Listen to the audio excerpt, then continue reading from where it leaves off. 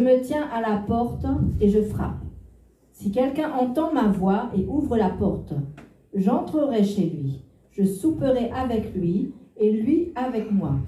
Celui qui vaincra, je le ferai asseoir avec moi sur mon trône, comme moi j'ai vaincu et me suis assis avec mon Père sur son trône. Amen. Amen, amen, amen. Gloire, gloire à Jésus. Et donc là, le Seigneur nous interpelle toujours au travers de sa parole. Il dit, voici, je me tiens à la porte.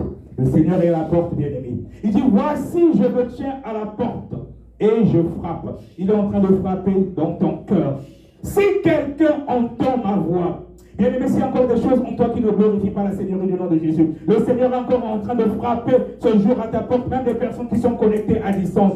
Voici, je me tiens à la porte et je frappe. Si quelqu'un entend ma voix, le Seigneur Jésus-Christ, il est démocrate, il ne force personne. Il se tient à la porte, il dit, voici, je me tiens à la porte et je frappe. Si quelqu'un entend ma voix et ouvre la porte.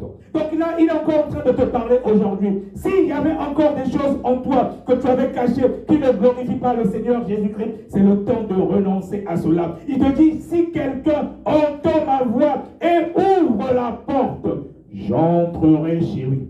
J'entrerai chez lui, je souperai avec lui. Donc le Seigneur, il est démocrate. Il dit, si tu entends sa voix, c'est pas seulement entendre la parole de Dieu, mais la respecter, vivre en conformité avec cette parole. Si on te dit que tu ne commettras pas d'adultère, tu ne commets plus d'adultère. Si on te dit que ne faut pas convoiter la femme d'autrui, il ne faut pas convoiter.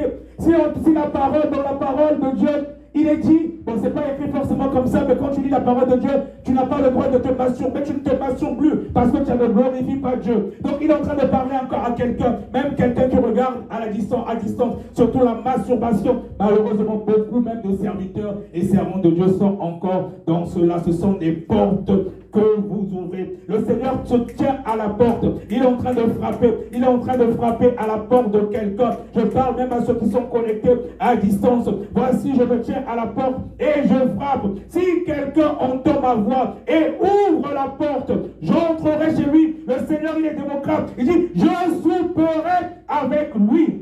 Il est démocrate. Donc quand tu reçois cette parole, tu commences à vivre en conformité avec cette parole. Il rentre. Le Seigneur, il vient habiter dans ta vie. Il prend la première place et tu n'auras plus des manifestations du diable parce que le diable ne va plus reconnaître des choses de lui en toi. Et c'est comme ça que le Seigneur Jésus-Christ va se faire montre dans ta vie et les démons vont partir s'il continue à se manifester parce qu'il y a encore en toi des choses que le diable reconnaît. Il faut renoncer à cela. Et donc il dit, j'entrerai chez lui, je souperai avec lui et lui avec moi. Et bien aimé, la série sur le gâteau, c'est le verset 21.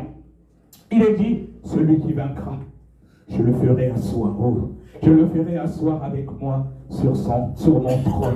Comme c'est merveilleux. Celui qui vaincra, c'est le Seigneur qui parle. Je le ferai asseoir avec moi sur mon trône. Bien aimé, ça veut dire que tu peux passer par des moments compliqués. Oui, c'est pas facile la vie d'un serviteur de Dieu. Des fois, on a envie d'abandonner. Ça arrive à tous. Même moi, des fois, parfois, j'ai envie d'abandonner, mais je me dis que je ne peux pas abandonner. Et là, le Seigneur est en train de te dire, celui qui vaincra, je le ferai asseoir avec moi sur mon trône. Donc, ce que tu fais, tous les sacrifices que tu fais pour l'homme de Dieu, c'est pas vain. Tu seras assis avec le Seigneur sur son trône. Figure-toi qu'il est Dieu et c'est lui qui a créé ce monde. Tu seras assise avec lui sur son trône. Et c'est